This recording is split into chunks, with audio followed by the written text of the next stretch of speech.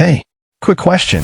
What if I told you that self-doubt is not a personality trait? It's just a bad habit? And like any habit, it can be broken. In fact, 85% of people admit they've held themselves back because they didn't feel ready or good enough. But here's the truth. Confidence isn't reserved for the lucky few. It's a skill you can learn, starting with one mindset shift and 2 daily habits I'll break down today. And no, this isn't about just think positive. We're going deeper. Let's get real for a second. We've all been there. You rehearse a conversation 10 times in your head, but when the moment comes, crickets. Or you avoid raising your hand because, what if I sound stupid? Guilty. Here's the problem. We treat confidence like it's something we have to earn. Like we need a PhD in life before we're allowed to speak up, take risks, or go after what we want. But that's a trap. Think about this. When a toddler learns to walk, do they wait until they're ready? No. They wobble, fall, and try again.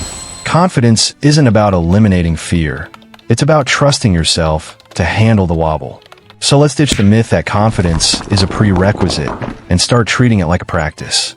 Okay, let's talk about the elephant in the room. Fake it till you make it. I used to hate that phrase. It felt like lying. But then I learned the science behind it. Researchers call this self-signaling. Your brain looks at your actions to decide how to feel. For example, if you slouch and avoid eye contact, your brain thinks, oh, we must be scared. But if you stand tall and speak clearly, maybe we're confident after all. Here's your homework. For the next week, adopt a power pose for 2 minutes every morning. Stand like Wonder Woman, hands on hips, chest open, chin up. It feels ridiculous, right?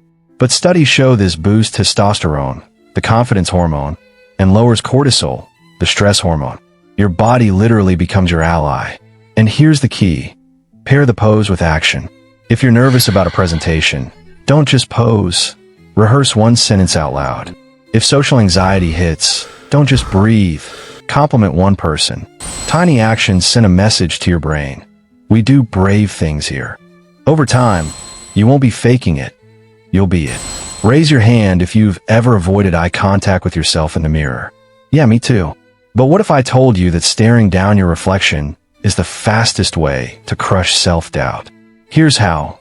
Every morning, grab a mirror and say one true thing about yourself out loud. Not a generic, I'm amazing.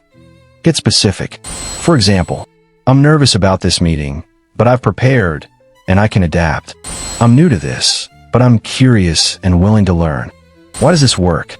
When you vocalize your fears and your strengths, you're not avoiding reality. You're taking control of it. It's like saying to your brain, hey, I see the doubt, but I also see the proof I can handle this. Do this for 5 minutes daily, and within a month, you'll start believing what you say. Confidence killers love one word, perfection. I'll speak up when I have the perfect answer. I'll apply for that job when my resume is flawless. Spoiler alert, perfect never comes. So let's borrow a rule from the tech world. Ship at 90%. Here's how it works. When you're stuck overthinking, ask yourself, is this 90% good enough? If yes, hit send, say the thing, take the leap. That missing 10%, it's the cost of not staying stuck. For example, a good enough workout is better than skipping it because you're tired. A good enough pitch is better than never sharing your idea. Every time you choose done over perfect, you prove to yourself that you don't need permission to act. And that's how confidence grows. Not from flawless wins, but from messy, courageous tries. Let's recap. Confidence isn't about waiting until you feel ready. It's about showing up as you are and trusting yourself to figure it out. Fake it till you become it by taking action first. Use the mirror challenge to confront your doubts head on. And embrace the 90% rule to ditch perfectionism. One last thing, progress beats perfection. If you try just one of these habits this week, you're already winning. Drop a comment below and tell me which one you're starting with. I'll reply to as many as I can to cheer you on. And if this video helped you, hit subscribe. We're building a community of action takers here, and I'd love you to be part of it. Remember, you don't need to be fearless. You just need to be willing to try. See you next time.